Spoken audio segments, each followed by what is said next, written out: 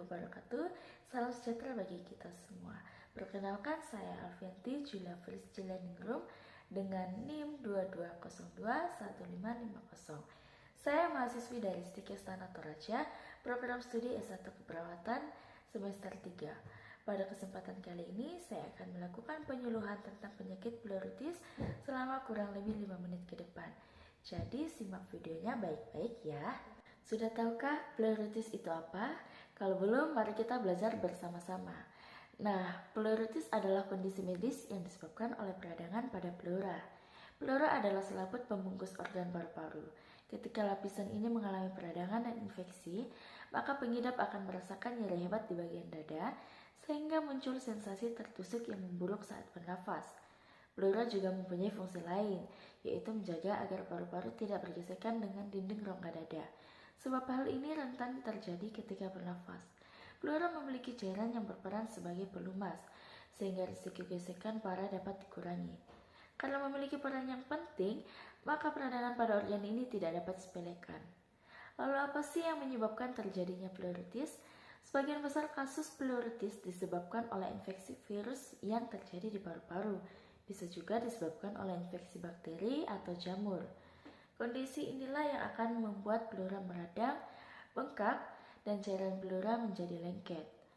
Virus influenza atau bakteri TB merupakan salah satu contoh yang bisa menyebabkan pleura mengalami infeksi. Selain infeksi ada pula beberapa kondisi yang bisa menyebabkan pleuritis, seperti bronkitis, tuberkulosis, luka pada dada, patah tulang rusuk, trauma tumpul pada dinding dada, tumor rongga dada dan paru-paru, pankreatitis, kanker paru-paru, kanker kelenjar getah bening, penyakit autoimun seperti sistemik lupus erythematosus, dan rheumatoid arthritis. Ketika seseorang mengalami pleuritis, maka dirinya akan mengalami berbagai keluhan dalam tubuhnya. Berikut beberapa gejala yang umumnya dialami oleh pengidap pleuritis: nyeri dada memburuk saat bernafas, batuk, maupun bersin, sesak nafas, hilang nafsu makan, nyeri pada salah satu sisi dada, bahu, punggung, kepala, otot, dan sendi. Dalam beberapa kasus dapat mengalami gejala seperti batuk dan demam. Ada juga beberapa gejala lain yang mungkin dialami oleh pengidapnya, tergantung dari penyebab terjadinya. Kondisi pleuritis yang diberikan tanpa penanganan yang tepat bisa menimbulkan keluhan lainnya, misalnya penumpukan cairan di pleura atau disebut dengan efusi pleura. Penyakit tersebut biasanya bisa hilang setelah kondisi yang menyebabkan pleuritis berhasil diobati. Namun, bila tidak, prosedur pembedahan biasanya akan dilakukan untuk mengeluarkan cairan tersebut. Untuk faktor risikonya, seseorang yang mengidap atau memiliki masalah pernapasan lebih berisiko untuk mengembangkan pleuritis.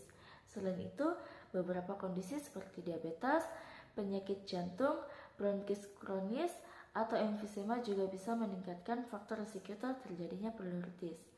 Nah, bagaimana pengobatan pada pleuritis? Nah, pleuritis ditangani dengan mengatasi penyebab terjadinya.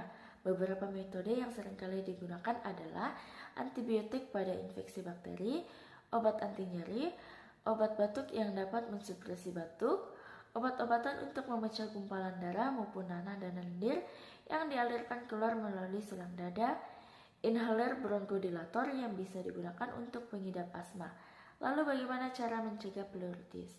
Pleuritis sendiri belum dapat dicegah, tetapi ada cara yang dapat dilakukan untuk mengatasi faktor penyebabnya, seperti menangani infeksi saluran pernafasan yang terjadi sejak dini agar tidak berkembang dan menimbulkan komplikasi seperti terjadinya pleuritis.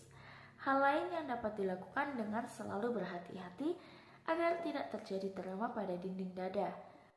Bagaimana? Udah tahu apa itu pleuritis? Oleh karena itu, mari kita bersama-sama menjaga kesehatan dan diri kita, serta kenalilah gejalanya lebih awal. Itulah penyuluhan yang dapat saya sampaikan saat ini mengenai penyakit pleuritis. Jika ada kurangnya, mohon dimaafkan. Wassalamualaikum warahmatullahi wabarakatuh. Terima kasih dan sampai jumpa lagi.